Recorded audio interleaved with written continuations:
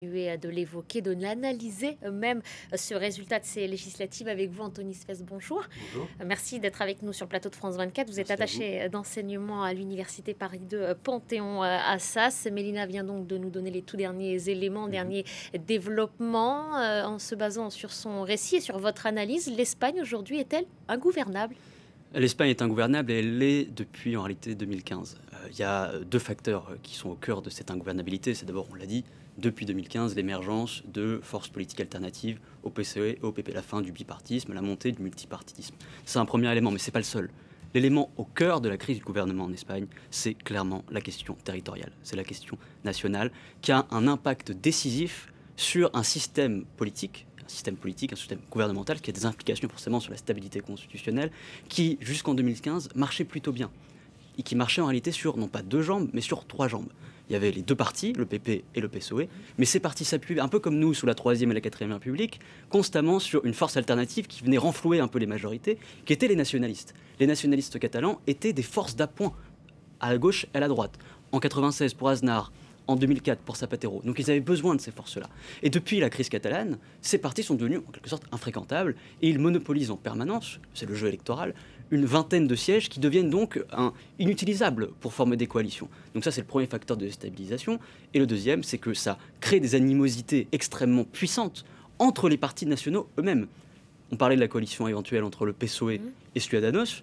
C'est quoi que reproche Ciudadanos essentiellement au PSOE ? C'est pas tant la politique économique, c'est pas tant la politique européenne, c'est la question du traitement de la Catalogne. C'est ça la pomme de la discorde entre Ciudadanos et le PSOE. C'est ce qui cristallise pour l'instant ces échanges entre formations. On va revenir aussi en détail sur ce possible jeu d'alliance. Mais d'abord, je voudrais vous interroger sur ces enseignements, si l'on peut le qualifier tel quel, à tirer de ce scrutin avec l'émergence de cette extrême droite. L'Espagne avait été relativement épargnée par cette tendance populiste. Elle est en train, elle s'est confirmée même. Comment est-ce que vous l'expliquez, cette émergence du parti Vox avec 24 fauteuils au Parlement ?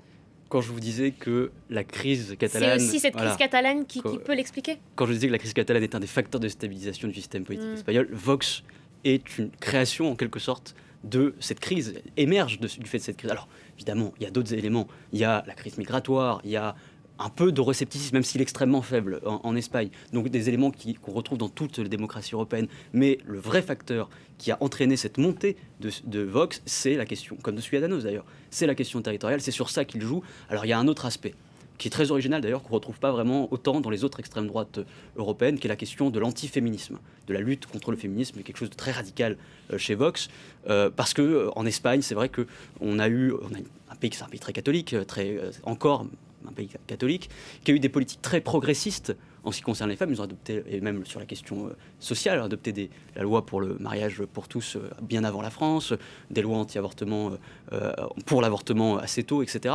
Donc ça a créé une crispation et ça a entraîné cette réaction d'une Espagne beaucoup plus conservatrice qui n'osait pas s'exprimer avant, parce qu'il y avait quand même cette inhibition à cause du franquisme, mais qui aujourd'hui, à l'occasion de la crise catalane, s'est en quelque sorte libérée. Et on va revenir alors sur ce jeu d'alliance, puisqu'on le rappelle, le PSOE ne pourra pas gouverner seul. D'un côté, Podemos, qui lui tend la main et qui se dit prêt à nouer des liens. De l'autre, Ciudadanos, qui parlait, lui, il y a quelques semaines, de cordon sanitaire. Comment elle va ressembler à quoi, alors, cette coalition ? C'est clair que Ciudadanos, c'est ce qui est assez surprenant, c'est tirer une balle dans la jambe, en quelque sorte, une balle dans le pied, parce que il y avait encore une fois, c'est la question catalane joue, mais il y avait quand même une coalition qui avait un sens. PSOE et Ciudadanos, jusqu'à il y a encore quelques années, tout le monde trouvait ça assez naturel. Et Ciudadanos a eu une politique, et notamment Albert Rivera, on l'a vu pendant les débats, était extrêmement vindicatif, extrêmement agressif à l'égard de Pedro Sanchez, qui lui est un parce qu'il voulait, il y a un côté chez Ciudadanos qui est force qui se crée en opposition. C'est une force qui veut gouverner, elle a l'ambition de gouverner, et elle a besoin de s'affirmer. Et ce que notent beaucoup de politistes en Espagne, elle ne s'affirme pas avec ses propres éléments, avec son propre programme, mais plus en opposition aux autres forces politiques. Et donc, elle est extrêmement vindicative, et du coup, ça rend pas très crédible ses positions.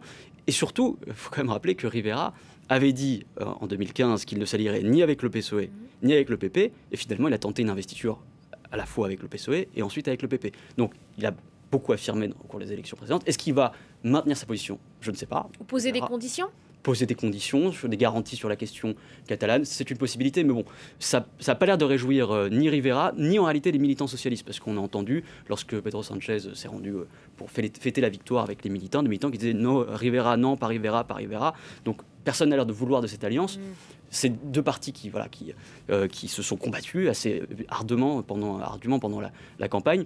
Après, pour la stabilité, ce serait logique de la part de Ciudadanos de dire pour éviter que l'Espagne ne soit entre les mains entre guillemets, des nationalistes catalans sur lesquels vous allez vous appuyer ensuite, je vais vous donner mon soutien. Ce serait quelque chose d'assez logique, ce serait cohérent avec sa position qui est de garant de l'unité nationale. Est-ce qu'il va le faire? Je ne sais pas. Et l'autre option, ce sont les indépendantistes catalans, mais là encore, rien n'est gagné. On sait que ce sont eux, en quelque sorte, qui ont porté Pedro Sanchez au pouvoir lorsqu'ils l'ont rejoint pour cette motion de défiance, mais on sait aussi que les liens se sont détériorés sur le blocage du budget notamment. Certains élus, on l'a appris également, 5 élus catalans qui sont détenus, qui sont en prison alors qu'ils ont été élus. Donc, qu'est-ce que ça peut donner aussi, ces échanges-là? Le problème, c'est que les indépendantistes catalans posent des conditions à Pedro Sanchez que Pedro Sanchez ne veut pas accomplir, ne peut pas honorer, absolument. Il y a en réalité la demande minimale des nationalistes catalans, c'est la ligne rouge que fixe Sanchez, à savoir la question de l'autodétermination, l'organisation d'un référendum. C'est ça qui demandaient les Catalans au moment du vote du budget. Nous, on vote votre budget, mais on parle politique et vous nous organisez une vraie consultation comme en Écosse et vous faites aussi quelque chose pour les prisonniers politiques. Réponse de entre guillemets prisonniers politiques. Réponse de Sanchez. Ah non, séparation des pouvoirs en Espagne, moi je peux rien faire. Il y a un procès, il doit se terminer et la Constitution interdit l'autodétermination. L'unité indissoluble de la patrie espagnole est proclamée à l'article 2 de la Constitution, donc je ne peux pas honorer ces demandes. Donc il y a un blocage à ce niveau-là. Et tant que la négociation portera sur cette question, sur qui est le titulaire de la souveraineté en Espagne, est-ce que c'est le peuple espagnol, est-ce que c'est le peuple catalan, enfin en tout cas en Catalogne, il n'y aura pas de négociation possible, à part si, à la limite peut-être, ERC pourrait faire un geste en s'abstenant lors du deuxième vote d'investiture, parce que le deuxième vote d'investiture, votre correspondant l'a bien dit, le deuxième vote d'investiture ne nécessite pas de majorité absolue, mais juste une majorité simple. Ce qui veut dire que si vous obtenez l'abstention des députés ERC et que vous avez l'adhésion positive des députés de Podemos et du PSOE, vous pouvez quand même gouverner avec un gouvernement en minorité. Le problème, c'est qu'il y aura un gouvernement, mais on sera toujours dans une situation similaire, qui est que c'est une situation extrêmement instable. Merci beaucoup pour vos éléments de compréhension. Anthony Spes, je rappelle que vous êtes attaché à l'enseignement à l'Université Paris 2 Panthéon-Assas. Merci à vous.